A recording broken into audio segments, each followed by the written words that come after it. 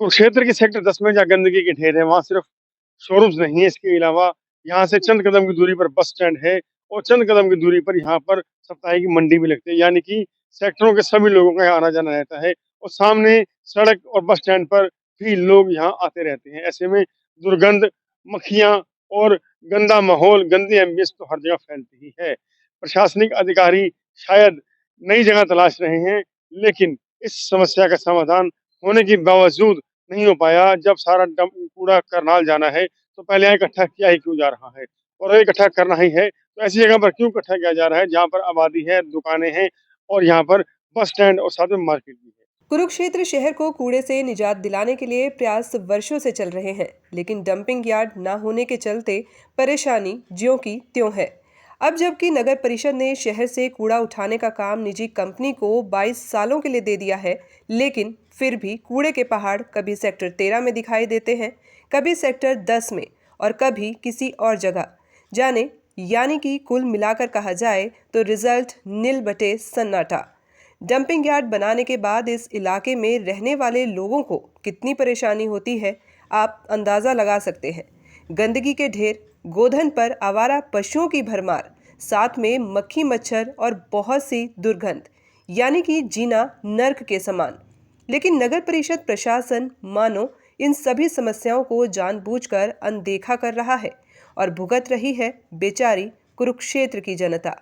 इसी मुद्दे पर पूर्व मंत्री अशोक अरोड़ा ने भी नगर परिषद और विधायक को आड़े हाथों लेते हुए इस गंदगी को तुरंत शहर से दूर करने की मांग रखी। ये शहर जो है ना, सारी समस्याओं का घिरा हुआ शहर है।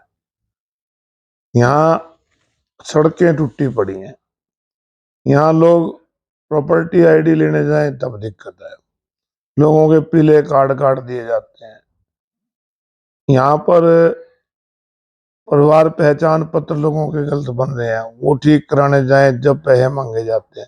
और अब अंत तो हो गया कि लोगों का जो घरों से कूड़ा उठाने का डंपिंग पॉइंट है, वो भी नगर परिषद पे नहीं है। जहां देखते हैं डाल देते हैं, 2 दिन में आते हैं, 1 दिन आते नहीं। पूरा शहर गंदगी से भरा पड़ा है, शहर का बुरा हाल है। और विधायक जी रोज आश्वासन देते हैं कि मैं भ्रष्टाचार खत्म कर दूंगा, आज मैं सफाई की व्यवस्था कर दूंगा।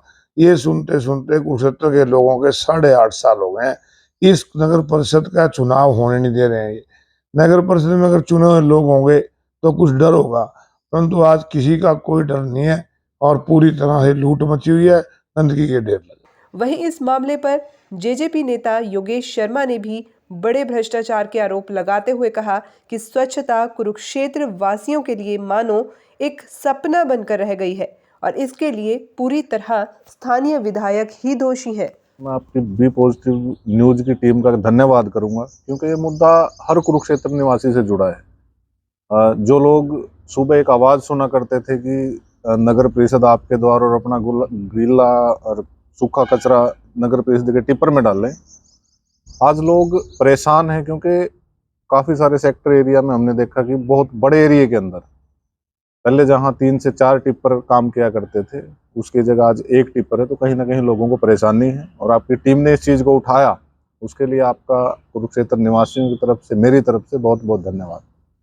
रही बात की डंपिंग जोन की, जो टेंडर जिन नियमों के तहत नगर परिषद थानेसर ने अगले 22 साल के लिए किसी प्राइवेट कंपनी को देना निर्धारित किया है, उनके नियमों के अंदर कुछ ऐसा है कि नगर परिषद उनको डंपिंग जोन प्रोवाइड करवाएगी। परंतु आपने पिछले 5-7 साल में देखा होगा, चाहे वो मकीमपुरा के पास डालने की बात हो या कोई अन्य जगह, या पिपली जू के पास जो जगह निर्धारित की गई थी, और भी अन्य जगह जो नगर परिषद के द्वारा निर्धारित की गई, कहीं भी आज तक, चाहे वो मथाना के पास की जगह थी, 6 महीने से ज़्यादा इनकी वो जगह नहीं चली। क्योंकि देखिए, अनियमितताएं, या तो आप जगह को कवर करें, प्रॉपर जो गाइडलाइन के अनुसार है उस हिसाब से काम करें।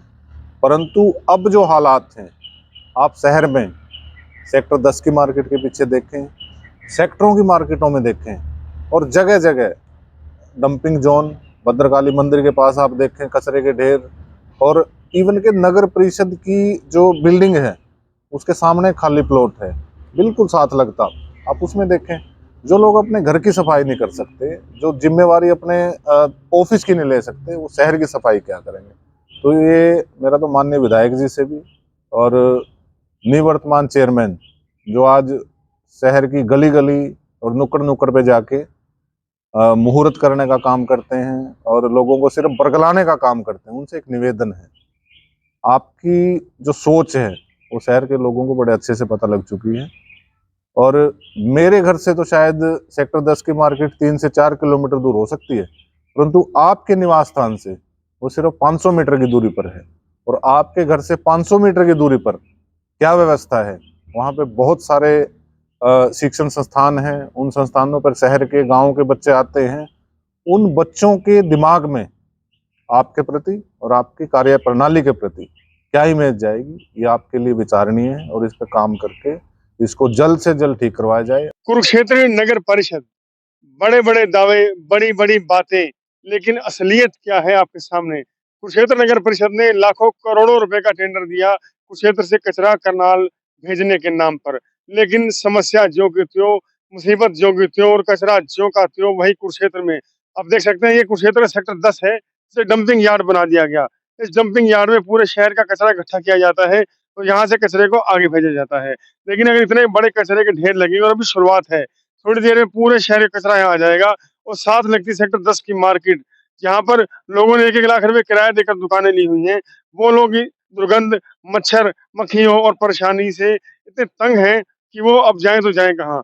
एक तो काम की कमी, ऊपर से महँगे किराए और ऊपर से दिन भर दुर्गंध और इस गंदे माहौल में रहने के चलते ये लोग बेबस हैं। लेकिन नगर परिषद हर बार बड़े-बड़े दावे करती है, बड़े-बड़े बातें कही जाती हैं, लेकिन असलियत क्या है देखिए, गोधन जिसके बारे में कहा जाता है गोधन को सँभालेगी सरकार, गोधन इसी कूड़े को यहाँ खा रहा है। और साथ ही साथ शहर के लोग जो सेक्टर 10 की पाश मार्केट में दुकानें हैं जिनकी, वो लोग कितने परेशान हो गए इस गंदगी के ढेर से। पहले ये डंपिंग यार्ड सेक्टर 13 में बनाया गया, वहाँ पर भी हालात ऐसे के ऐसे थे, लेकिन बाद में इस डंपिंग यार्ड को सेक्टर 10 में बदल दिया गया है। यहाँ पर मुसीबतें ज़्यादा हैं, दुकानदार परेशान हैं, लेकिन उनकी सुनने वाला कोई नहीं। हालाँकि ये कूड़ा करनाल जाना है, लेकिन कब जाएगा, कैसे जाएगा, ये उस ठेकेदार के रहमो-करम पर निर्भर करता है, जिसे सरकार ने करोड़ों रुपए लेकर ठेका दिया है। लेकिन अगर सरकार ने ठेका दिया है, तो उसे कड़वा उठाना होगा और प्रशासनिक अधिकारी तो शायद एसी रूम में अच्छे फ्रेग्रेंस छोड़कर आराम से बैठे हैं वो खुश सुगंधों में, वो भी अनुभव लें किस तरह यहाँ सेक्टर 10 के लोग परेशान हैं दुर्गंध से, मच्छरों से, मक्खियों से और इस गंदगी के ढेरों से। दी पॉजिटिव न्यूज़ के लिए चंद्र प्रकाश।